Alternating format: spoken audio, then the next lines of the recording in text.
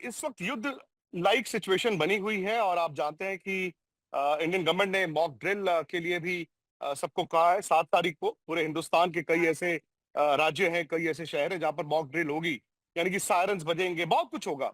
और कहीं ना कहीं जिन लोगों ने 1971 की लड़ाई देखी है या फिर 1965 की जंग देखी है, शायद वो उस चीज से वाकिफ होंगे। शायद मेरी जनरेशन ने ये चीज नहीं देखी, लेकिन मेरे साथ सनी भाई हैं, सुनील गावस्कर हैं।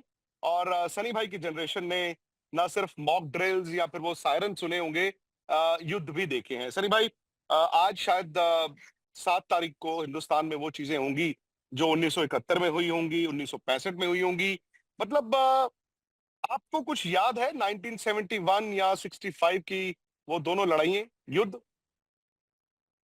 देखिए 65 के बारे में काफी याद है, क्योंकि मैं सिर्फ कुछ 15-16 साल का था उस वक्त। और उस वक्त जब वो लड़ाई चल रही थी, जंग चल रहा था, तो हमें हमें कहा गया था, मतलब पूरी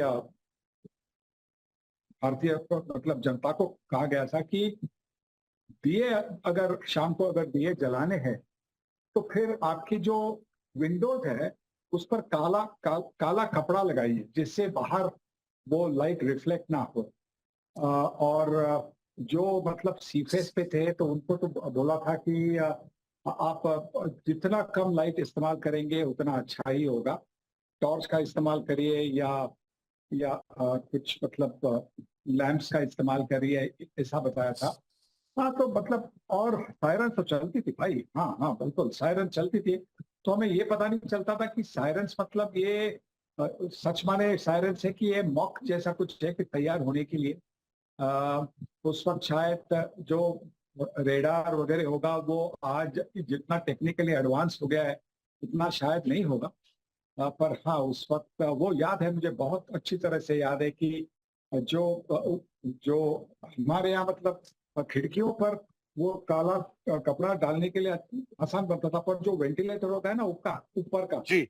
उस पर लगाने के लिए बहुत मतलब हमारे हमारे घर में बहुत कोशिश की थी हमने। क्योंकि मैं छोटा था तो ऊपर थोड़ा सा तो आसानी से चढ़ सकता था। मेरे पे वो जिम्मेवारी थी कि वो काला कपड़ा लगाए। अरे भाई, वो मुंबई बॉम्बे हुआ करता था, आज मुंबई है। आज जी की जी जी। जनसंख्या पूरे इंडिया की देखें आप, बड़े बड़े शहर हो गए हैं। उस वक्त आबादी भी बहुत ज्यादा नहीं थी, तो क्या ये भी रोक टोक थी कि आप बहुत ज्यादा आबादी एक जगह पर इकट्ठी ना हो? जी बिल्कुल, ये भी कहा गया था कि कांग्रेगेशन मत करिए, क्राउड मत करिए, और जितना आप अपने घर में रहेंगे उतना अच्छा रहेगा। और काफी घरों में, काफी सोसाइटीज में उन्होंने एक शेल्टर जैसा बनाया था, मतलब अंडरग्राउंड, मतलब एकदम अंडरग्राउंड, मतलब डीप नहीं, जो हमें आज हम बेसमेंट कहते हैं। उस जी वक्त वो जी। अंडरग्राउंड था, मतलब उससे कितना प्रोटेक्शन मिलना था वो पता नहीं था, पर कहा था कि अगर सायरन की आवाज आए तो अगर हो सके तो वो बेसमेंट, आपके आपके सोसाइटी में अगर बेसमेंट हो तो आप वहां पे जाकर रुकिएगा। सनी भाई, ये भी आपने सही बोला कि उस टाइम पे रडार नहीं थे, जीपीएस नहीं था। आज की तारीख में तो मतलब सबको पता होता है। दो जो अटैक करने आएगा उसको भी पता है कि कौन सा शहर कहाँ पर है। और यहाँ पर भी अगर आप देखें, आपको पता होता है कि वहां पर फ्लाइट उड़ चुकी है।